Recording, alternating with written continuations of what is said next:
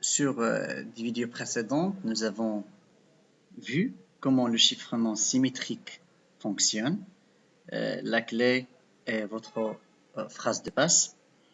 Le chiffrement asymétrique ou bien le chiffrement à clé publique utilisera votre clé publique pour crypter un fichier pour quelqu'un qui peut le décrypter uniquement avec sa clé privée.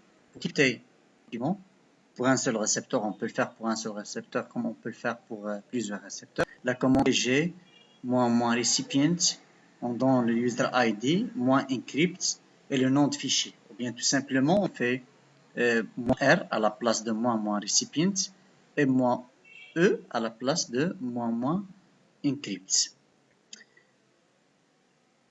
Donc ici, j'ai téléchargé et importé la clé de l'utilisateur Ibrahim.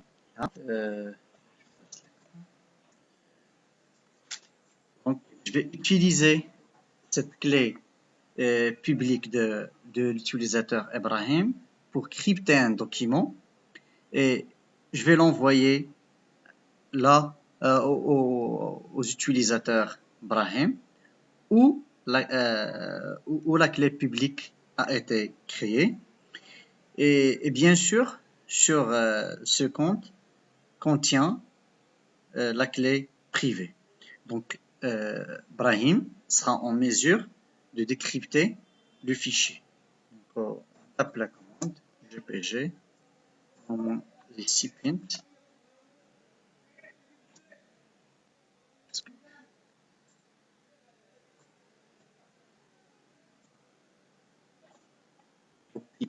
Si j'utilise l'email, vous montrer les fonds de la même façon, que ce soit l'ID et l'email. GPG R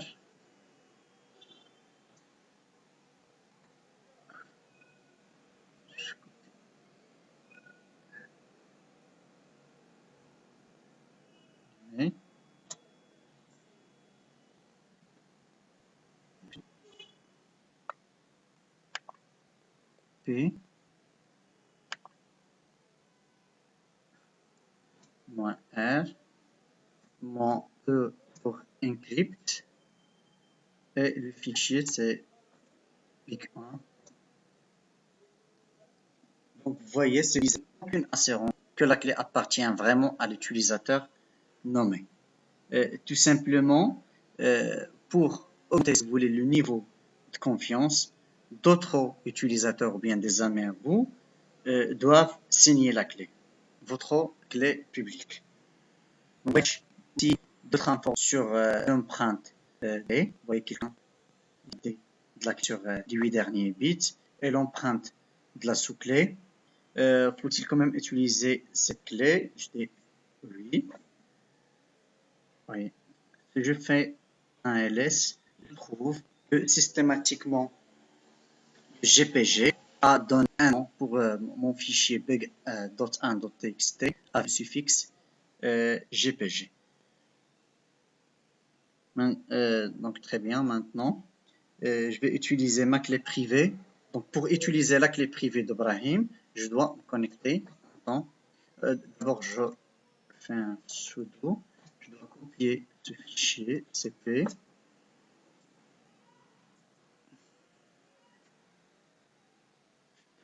sur le home de Ibrahim.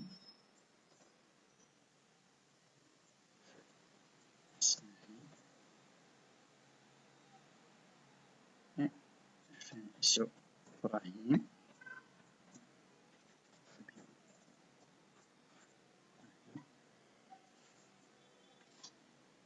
Je fais cd. Je fais ls. Je vérifie le fichier. Je fais un ls.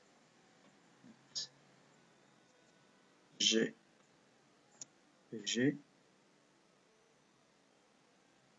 GP voyez que mon fichier txt.jpg.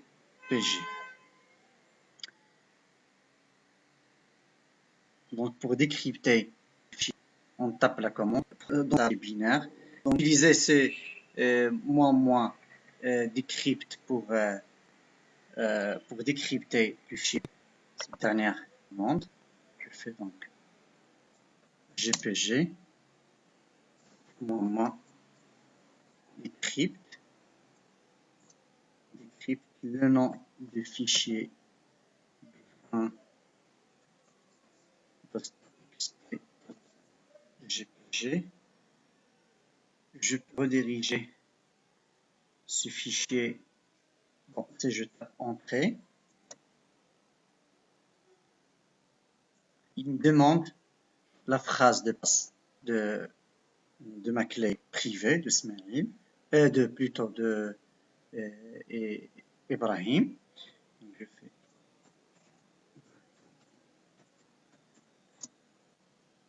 vous voyez, le fichier décrypté, elle est affichée sur ma sortie standard. Je peux rediriger vers un fichier que je nomme, par exemple, big.1.txt.